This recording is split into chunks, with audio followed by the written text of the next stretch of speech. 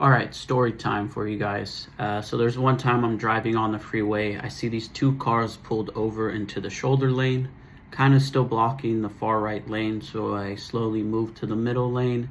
And while I'm passing them, I see a dog in the middle of the freeway, in between the middle lane and the far right lane, right on the line.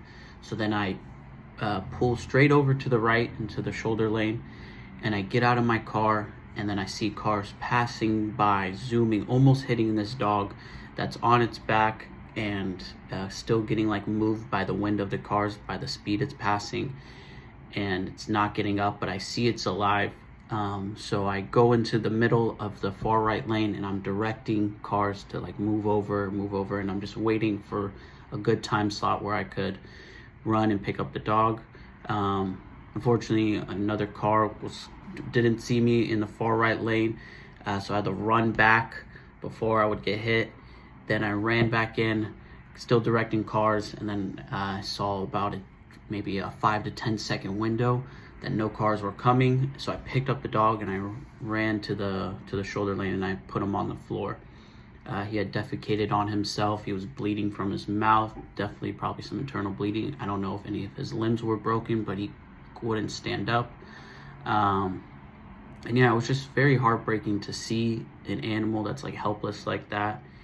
So I'm trying to figure out what to do. I talked to the people that were pulled over. I said, "Oh, is this your dog? Like, what happened?" They're like, "Oh no, like we tried to avoid hitting the dog. We end up sideswiping each other."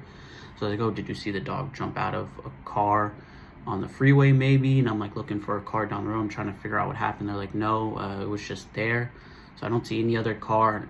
And so I look at the dog, no tag, just a harness, but there's no tag on it. And I'm just like, damn, what do I do? This dog needs like help, or it's gonna die. Like I could just tell, like it's just bleeding from its mouth. It's just not gonna live if it just sits here.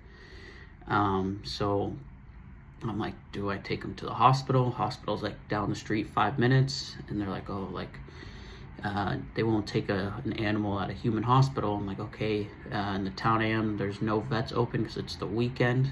So the nearest emergency vet, I don't even know, was like maybe 30, 45 minutes away. And tried calling, they're not even answering. So I'm like, damn, I don't even know if they're open or they're taking people, even though it says open online. So the people that got in the accident called a cop to come just to help them with the issue.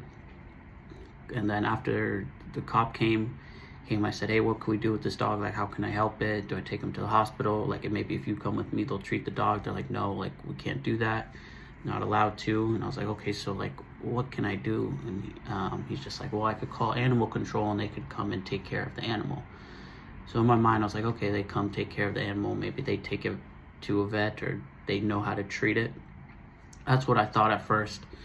And then I like realized, I was like, this was hours after I left.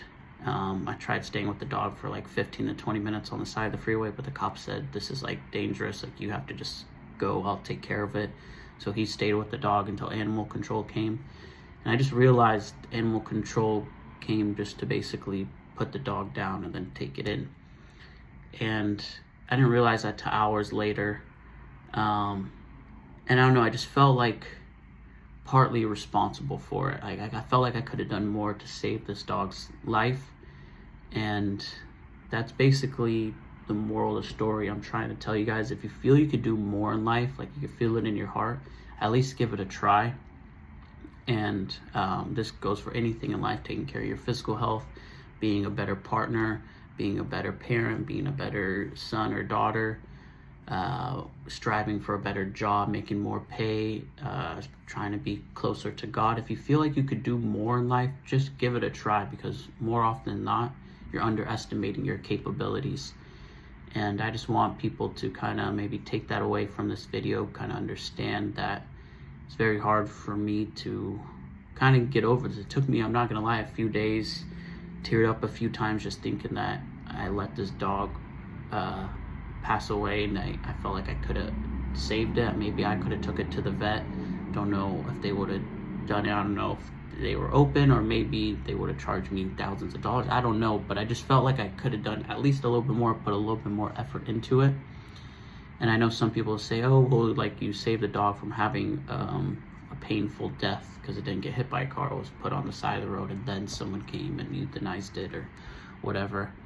And I guess that's a decent way to put it, but I just felt like I could have done more, and that's what I want to tell you guys. Always strive to do more than what you think you could do, or more in general in life, because don't underestimate your capabilities and what you were put on this earth to do.